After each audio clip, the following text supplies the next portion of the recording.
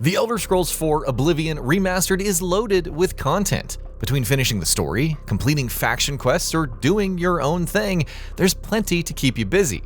But what are some of the lesser known or least obvious things that you could do? Well, let's dive into 15 of them here, starting with meeting Todd Howard. Yes? I knew one day someone with unyielding virtue would heed my words and speed my release. You risked much to perform such a selfless act. What? That really pisses me off. For some reason, Todd Howard himself voicing a character, Albin Corinus, seems right, and the fact that Virtuous didn't remove him from the remaster is also amazing. The downside is that you can only visit him on PC using console commands. Hit the tilde key and type COC Todd Test to teleport to the test cells where Corinus awaits and have fun with all the dialogue and cursing. Encounter a unicorn. Found in Harcane Grove, the unicorn is a unique mount in that it will outright destroy you if you even raise a fist at it. It's only vulnerable to certain types of damage like magic and enchanted weapons or attacks from wild animals. If you want to use it as a mount, the best way to do so is stealth. It's not the best mount in the game since it keeps returning to the grove if you dismount, but the appeal of riding in on a unicorn is simply too high. The Bloated Float. One of the cooler inns to stay at in the Imperial City is the Bloated Float, located in the waterfront district. It's literally an inn on a boat, albeit docked to the harbor. However, if you sleep in it, the quest An Unexpected Voyage begins, wherein pirates have hijacked that ship. Hey, who in Oblivion are you? You don't look like one of the Blackwater brigands. Intruders are my business. Die! Oh! Here! It's up to you to take them out, or negotiate a peaceful surrender with the leader in exchange for her weapon. Relatively straightforward, sure, but still a hilarious surprise. Offord Gabbings. In the quest Unfriendly Competition, players must investigate a merchant, Thorinir, who's believed to be selling illegal wares. Upon investigating and discovering his supplier, Agarmir, you can eventually follow the ladder to his house and find the macabre manifest. As it turns out, Agarmir is a grave robber, and the manifest outlines every grave he's stolen from. One notable name is Offord Gabbings, an anagram for Frodo Baggins from The Lord of the Rings. And if it seems like too much of a coincidence, the items listed bear a striking similarity to Frodo's sword, Sting, and the One Ring, and even more. Easy feeding. Vampirism can be rough, especially with the fire vulnerability and aversion to sunlight. Even if it offers some nifty benefits, going without feeding for a long time can cause those weaknesses to become even more severe. However, if you sneak up on sleeping NPCs, you can feed without interruption. Others can still catch you in the act, so for best results, try feeding on those sleeping in the inns. Access the testing hall. If you want even more dev room shenanigans, enter COC Testing Hall in the console command to go to the Testing Hall, a venerable warehouse of all the game's weapons, armor, books, and even more. There's even a town, Hawkhaven, and a place to feed on someone if you're a vampire. Whether you're in the mood to grab some Mythic Dawn armor or observe all of the different creatures, it is a venerable treasure trove. Effect stacking. Oblivion Remastered finally added the ability to sprint, but what if that is not enough? What if you need even more speed?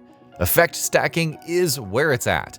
You can have different spells with similar effects, allowing you to stack Fortify, Speed, and Acrobatics to a ludicrous degree.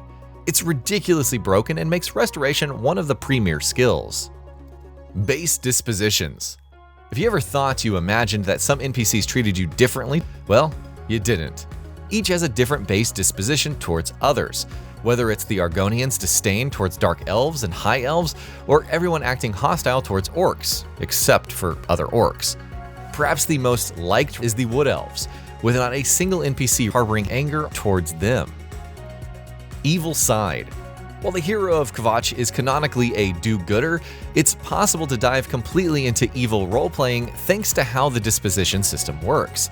Earn enough bounties and infamy while having a high personality stat, and enemies will gradually stop attacking you. I'm on your side! That's twice you've hit. It's incredible to witness firsthand as bandits, necromancers, and even Dremora seemingly acknowledge your presence. Giant enemy mud crab. Remember when Genji, Days of the Blade was hyped at Sony's E3 2006 conference with footage of the iconic giant enemy crab? So here's this giant enemy crab. Well, whether intentional or not, you can find a giant mud crab in Greenmead Cave northeast of Skingrad. And there's nothing particularly remarkable about it, even if the stats are the same, but it's a cool potential Easter egg. Target practice. In the Nibene Valley, 5 characters can be found frozen unless you save them. Attack any of the characters in question. They won't take damage, but you'll still be receiving progress for skills, which extends to Blade, Destruction, Marksman, and so on. It's a great way to level those up without slaying live targets. Clamming up. Clams can often be found in water, containing pearls to sell. However, they also serve as safe containers. If you're running low on inventory space and don't want to get rid of certain items, stuff them inside of a clam. Since they're found near the exit to the Imperial City sewers, it's a great way for starting characters to plunder their countryside and store any excess loot for safekeeping before venturing into the city. Poisoning NPCs. The poisoned apple is one of the most potent assassination tools in the game, since you won't receive a bounty for killing with them, and they're capable of slaying any non-essential NPC, provided that they eat it. If that's not enough, they're easy to use. Any food you place on an NPC's plate will be eaten, and they'll do the same even if it's a poisoned apple. Turning traps against enemies. After exiting the sewers at the start, there are several nearby caves and ruins to navigate, full of items, riches, and bandits and goblins to slay. You may have fallen victim to hanging traps like spiked logs, but they can be turned against your attackers with minimal fuss. Attack an enemy and run towards an area with a trap, then hold E and move back to pull it. Release E and watch it smack an enemy right in the face. Attack NPCs outside of cities. Is there a specific NPC that you want to liberate of their belongings? Well, keep a close eye on them day and night and wait till they head out of town. You can intercept them along the way and take them out. Just ensure you research their schedules accordingly and choose the most secluded locations. And that'll be about it for this one. If you guys like what we're doing at GamingBolt, please consider subscribing to our channel, and I'll see you guys on the next video.